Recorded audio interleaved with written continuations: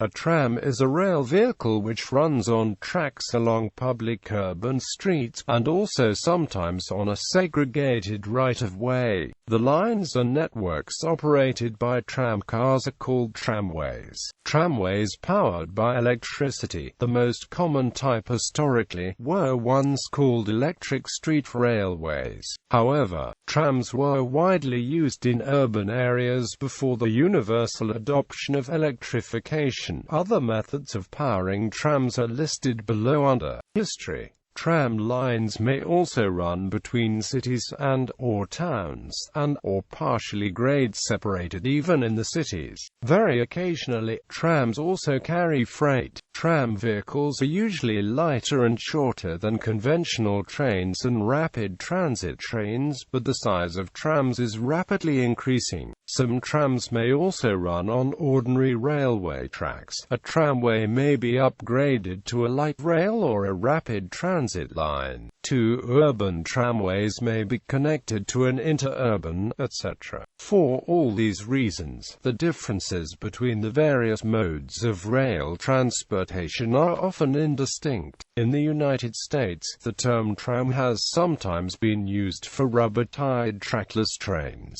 which are not related to the other vehicles covered in this article. Today, most trams use electrical power, usually fed by an overhead pantograph, in some cases by a sliding shoe on a third rail, trolley pole or bow collector. If necessary, they may have dual power systems, electricity in city streets, and diesel in more rural environments.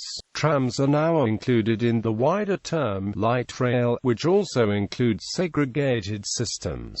Etymology and terminology. The English terms tram and tramway are derived from the Scots word tram, referring respectively to a type of trucks used in coal mines, and the tracks on which they ran. The word tram probably derived from Middle Flemish trammy, the Romanesque word meaning the beam or shaft of a barrow or sledge. Also the barrow itself. The identical word la trammy with the meaning crossbeam is also used in the French language. Etymologists believe that the word tram refers to the wooden beams the railway tracks were initially made of before the railroad pioneers switched to the much more resistant tracks made of steel.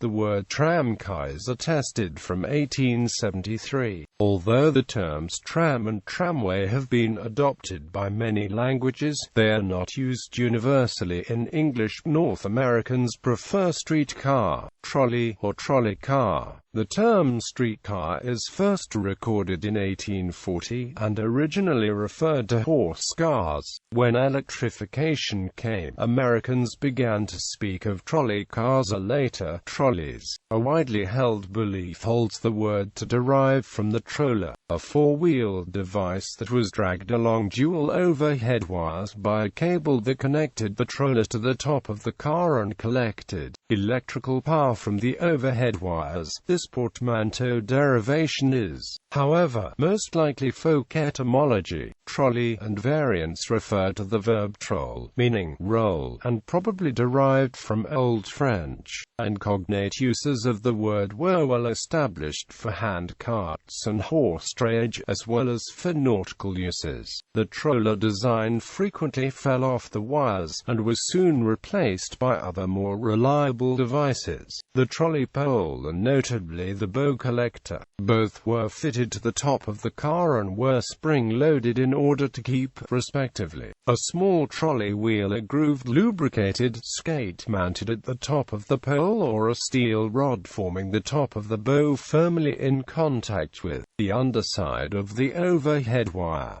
The terms trolley pole and trolley wheel both derive from the troller. Trams using trolley pole current collection are normally powered through a single pole, with return current earthed through the steel wheels and rails. Modern trams often have an overhead pantograph mechanical linkage to connect to power, abandoning the trolley pole altogether. The alternative North American term trolley may strictly speaking be considered incorrect, as the term can also be applied to cable cars, or conduit cars that instead draw power from an underground supply. Conventional diesel tourist buses decorated to look like streetcars are sometimes called trolleys in the U.S. Furthering confusion, the term tram has instead been applied to open-sided, low-speed segmented vehicles on rubber tires generally used to ferry tourists short distances, for example on the Universal Studios backlit tour and, in many countries, as tourist transport to major destinations. Over time, the term trolley has fallen into informal use, and may be applied loosely to a wide variety of different vehicle types. The word has taken on a historic or picturesque connotation, and is often associated with tourist or leisure travel. In North America, professional or formal documents generally use more precise alternative terms, such as streetcar or light rail vehicle. Although the use of the term trolley for tram was not adopted in Europe, the term was later associated with the trolley bus, a rubber-tired vehicle running on hard pavement, which draws its power from pairs of overhead wires. These electric buses, which use twin trolley poles, are also called trackless trolleys, or sometimes simply trolleys. History. Horse-drawn. The very first tram was on the Swansea and Mumbles Railway in South Wales, UK. It was horse-drawn at first, and later moved by steam and electric power. The Mumbles Railway Act was passed by the British Parliament in 1804, and the first tram started operating in 1807. The first streetcars, also known as horse cars in North America, were built in the United States and developed from city stagecoach lines and omnibus lines that picked up and dropped off passengers on a regular route without the need to be pre-hired. These trams were an animal railway, usually using teams of horses and sometimes mules to haul the cars, usually two as a team. Occasionally other animals were put to use, or humans in emergencies. The first streetcar line, developed by Irish-born John Stephenson, was the New York and Harlem Railroad's 4th Avenue line, which ran along the Bowery and 4th Avenue in New York City. Service began in 1832. It was followed in 1835 by New Orleans, Louisiana, which has the oldest continuously operating street railway system in the world, according to the American Society of Mechanical Engineers. In other world regions, the first tramway systems were Continental Europe, 1839 Montbrison to Montrond, France. South America, 1858 Santiago, Chile. Africa, 1860 Alexandria, Egypt. Oceania, 1860 Sydney, Australia. Asia, 1869 Batavia, Netherlands, East Indies. In many cases, these early forms of public transport developed out of industrial haulage routes from the omnibus that first ran on public streets, using the newly invented iron of steel rail or tramway. These were local versions of the stagecoach lines and picked up and dropped off passengers on a regular route, without the need to be pre-hired. Horse cars on tram lines were an improvement over the omnibus, as the low rolling resistance of metal wheels on iron or steel rails allowed the animals to haul a greater load for a given effort than the omnibus and gave a smoother ride. The horse-drawn streetcar combined the low-cost, flexibility, and safety of animal power with the efficiency, smoothness, and all-weather capability of a rail right-of-way. In Australia, there were horse-drawn lines as systems in Adelaide, SA, Ballarat, Victoria, Brisbane, Queensland, Gawler, SA, Perth, WA, Sydney, NSW, Victor Harbor, SA. Steam. The first mechanical trams were powered by steam. Generally, there were two types of steam tram. The first and most common had a small steam locomotive at the head of a line of one or more carriages, similar to a small train. Systems with such steam trams included Christchurch, New Zealand, Sydney, Australia, other city systems in New South Wales, Munich, Germany, British India, and the Dublin and Blessington steam tramway in Ireland. Steam tramways also were used on the suburban tramway lines around Milan and Padua. The last Gambetta-LEGN tramway ran on the Milan-Magenta-Castano Primo route in late 1958. Tram engines usually had modifications to make them suitable for street running in residential areas. The wheels, and other moving parts of the machinery, were usually enclosed for safety reasons and to make the engines quieter. Measures were often taken to prevent the engines from emitting visible smoke or steam. Usually the engines used coke rather than coal as fuel to avoid emitting smoke. Condensers or superheating were used to avoid emitting visible steam. The other style of steam tram had the steam engine in the body of the tram, referred to as a tram engine or steam dummy. The most notable system to adopt such trams was in Paris. French-designed steam trams also operated in Rockhampton, in the Australian state of Queensland between 1909 and 1939.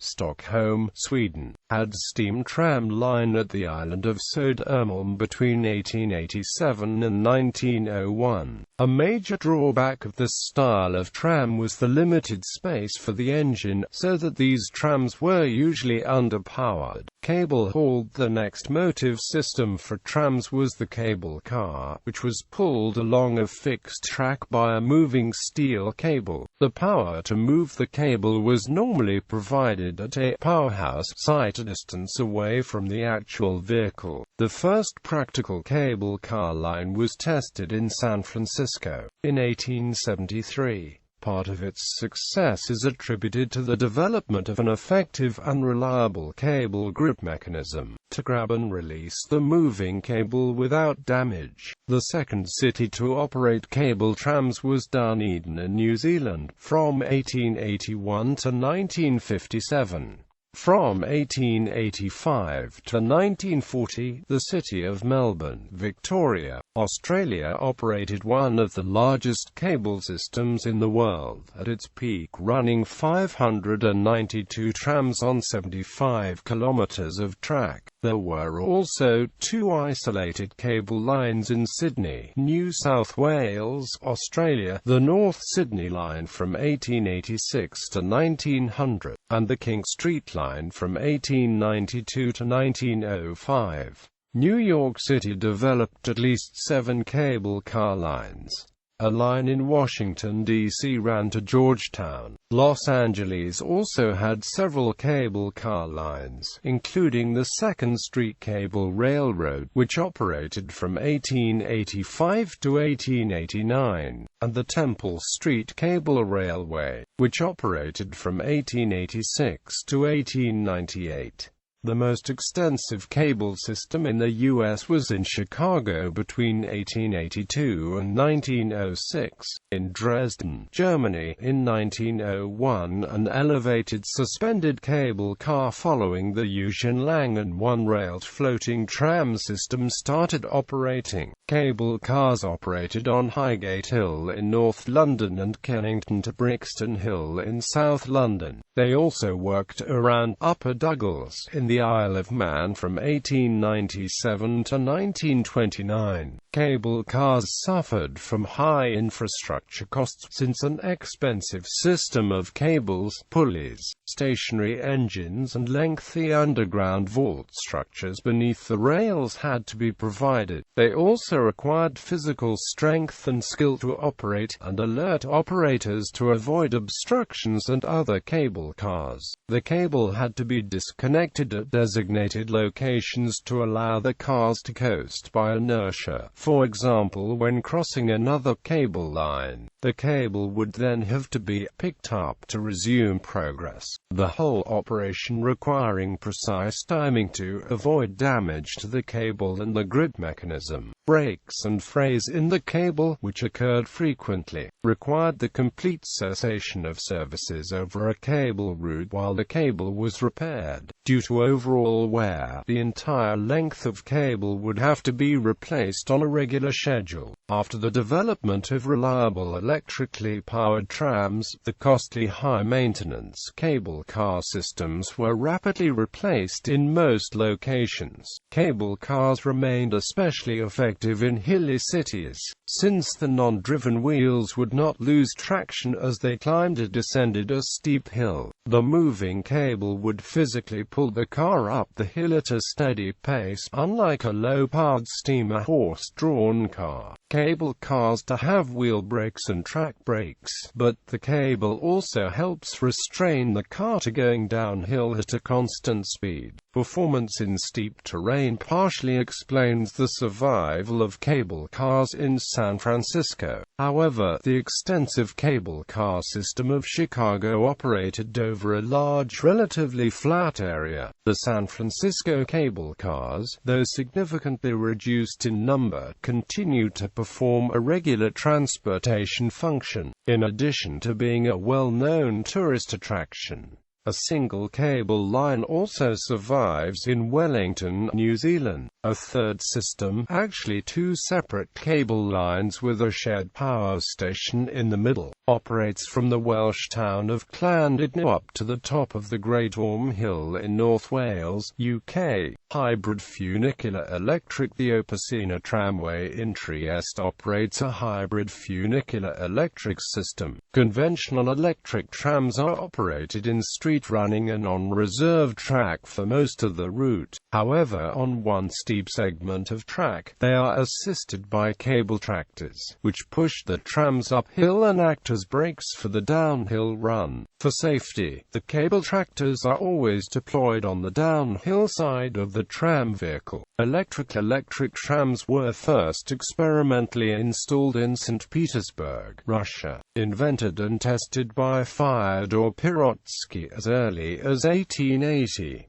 These trams, like virtually all others mentioned in this section, used either a trolley pole or a pantograph to feed power from electric wires strung above the tram route. Nevertheless, there were early experiments with battery-powered trams, but these appear to have all been unsuccessful. The first trams in Bendigo, Australia, in 1892, were battery-powered, but within as little as 3 months they were replaced with horse-drawn trams. In New York City, some minor lines also used storage batteries. Then, comparatively recently, during the 1950s, a longer battery-operated tramway line ran from Milan to Bergamo. In China, there is a Nanjing battery tram line and has been running since 2014. The first regular electric tram service using pantographs or trolley poles, the Gross-Lichterfelde tramway, went into service in Lichterfelde, then a suburb of Berlin, by Siemens and Amp Halskiag, in May 1881. It initially drew current from the rails, with overhead wire being installed in 1883. The company Siemens still exists. Another was by John Joseph Wright, brother of the famous mining entrepreneur Whittaker Wright, in Toronto in 1883.